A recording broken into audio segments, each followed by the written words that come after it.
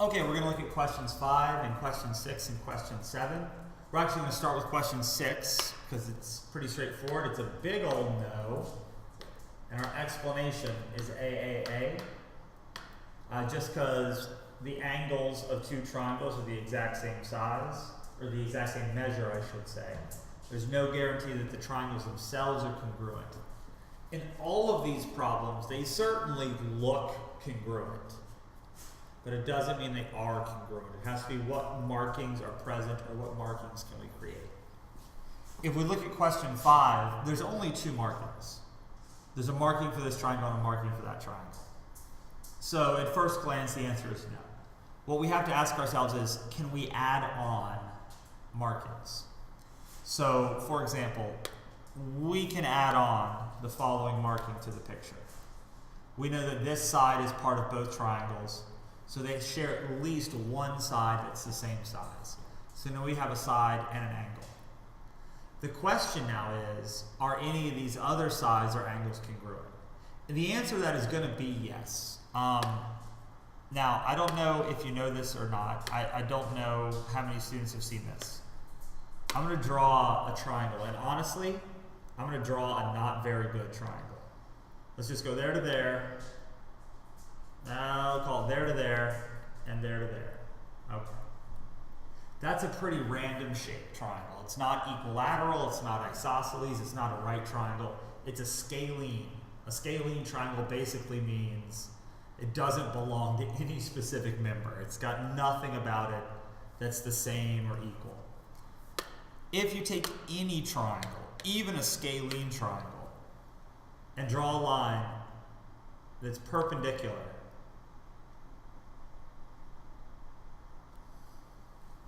and it bisects, or I'm sorry, it intersects this side, that automatically creates two right triangles. Doesn't matter how random the original triangle is. That has to be a right triangle, and that has to be a right triangle. So that leads us to wonder, oh, well, isn't this just a perpendicular line? And if that's perpendicular, then these angles are going to be the same, and then we know these sides are going to be, right? We don't know that that's true. It looks perpendicular. It really does.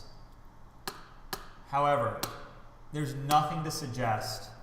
And I tell you what, I'm gonna get rid of this triangle, and let's pull up a similar equilateral or a similar isosceles triangle. All right, here we go. We got an isosceles triangle. We do not know that this is perpendicular. It's very possible that that line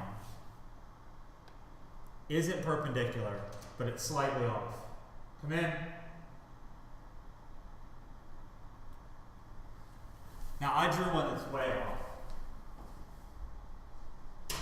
off.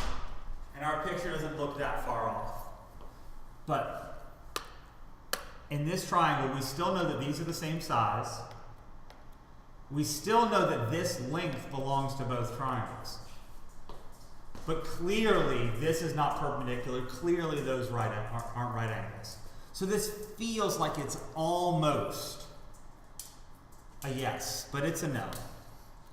It's a no, and really the reason isn't angle, angle, angle, or side, side angle. The reason just is not enough known.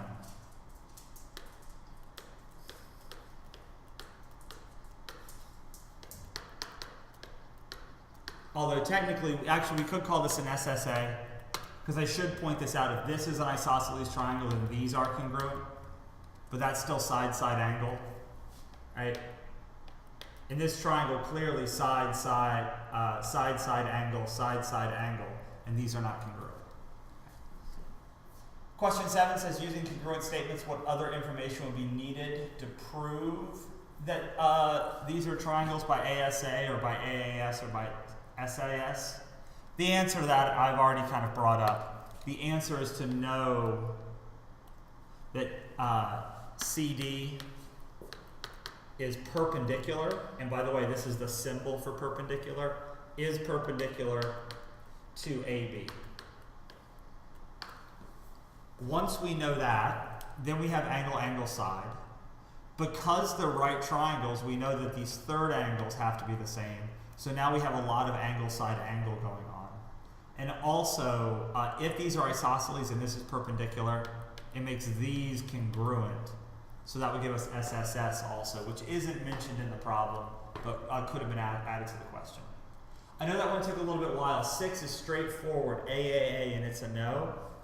5, it looks like it's the same. But honestly, this is a good example of why just knowing this size is the same and just knowing those two angles is not enough to show that the two triangles are congruent. Clearly, these two triangles are not congruent. By the way, I forgot to name the triangles in these, but they're both no's, so we actually don't want to name them. Check out the next video for the next page.